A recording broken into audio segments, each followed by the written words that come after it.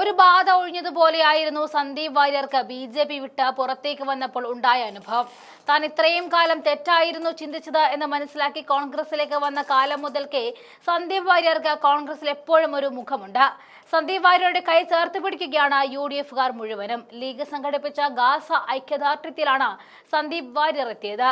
കഫിയ അണിയിപ്പിച്ചുകൊണ്ടാണ് വാര്യറെ സ്വീകരിച്ചത്. കോൺഗ്രസിന്റെ ഭാഗമായതിനു ശേഷം ഈ കഫിയ അണിഞ്ഞതിനാണ് ഏറ്റവും കൂടുതൽ ആക്രമണങ്ങൾ നേരിട്ടിരുന്നതെന്നും സന്ദീപ് സ്റ്റേജിൽ പറയുക കൂടി ചെയ്തു. സന്ദീപ് വാര്യരുടെ ഗ്രാഫ് ഉയർന്ന കാഴ്ചയാണ് നാൾക്കുനാൾ കണ്ടുകൊണ്ടിരിക്കുന്നത്. സന്ദീപ് വാര്യർ BJP-യുടെ സകല അടവുകളും പൊളിച്ച് കയ്യിൽ കൊടുക്കുന്ന കാഴ്ചയെ നമ്മൾ കാണുകയാണ്.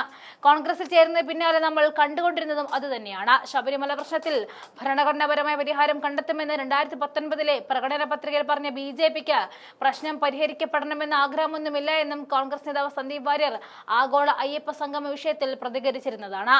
സുപ്രീം കോടതി വിധിയെ സ്വാഗതം ചെയ്ത് വെണ്ടക്ക നിരത്തുകയും ചെയ്ത സംഘപരിവാറിന് എങ്ങനെ ആഗ്രഹമുണ്ടാകും എന്നാണ് അദ്ദേഹം ഫേസ്ബുക്കിൽ കുറിപ്പിൽ പറഞ്ഞത്.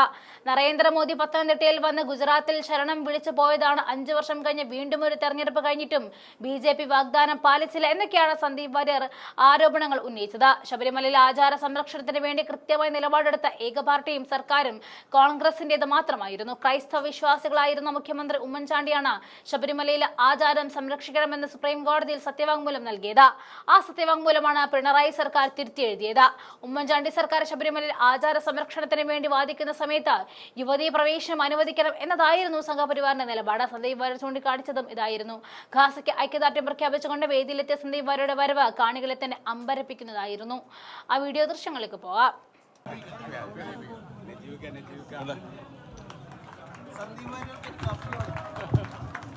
നമ്മളൊക്കെ ഇതുവരെ പ്രതീക്ഷിച്ചുകൊണ്ടിരുന്ന പ്രിയങ്കരനായ സന്ദീപ് വാര്യർ,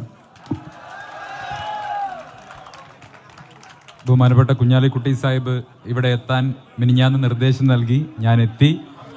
പ്രിയപ്പെട്ടവരെ, ഞാനിവിടെ വന്നപ്പോൾ ചെറിയൊരു ആശങ്കയുണ്ടായിരുന്നത് ഇന്നത്തെ യോഗത്തിന്റെ ചിത്രം പുറത്തു വരുമ്പോൾ എന്നെ സംഘികളൊക്കെ പാടെ കൂടി തീവ്രവാദി എന്ന് വിളിക്കുമോ എന്നുള്ളതായിരുന്നു. പക്ഷെ ഇവിടെ വന്നപ്പോൾ ആശങ്ക മാറി. എൻ്റെ ചിത്രം പുറത്തു വന്നാൽ ആ ചിത്രത്തിന്റെ ഫ്രെയിമിൽ മുന്നിൽ സ്വാമിജിയും തൊട്ടപ്പുറത്ത് തേലക്കാട്ട് അച്ഛനും ഇരിക്കുന്നുണ്ടാവും. അതുകൊണ്ട് എന്നെ ഏകപക്ഷീയമായിട്ട് തീവ്രവാദി എന്ന് വിളിക്കാൻ ഇനി കഴിയുകയില്ല.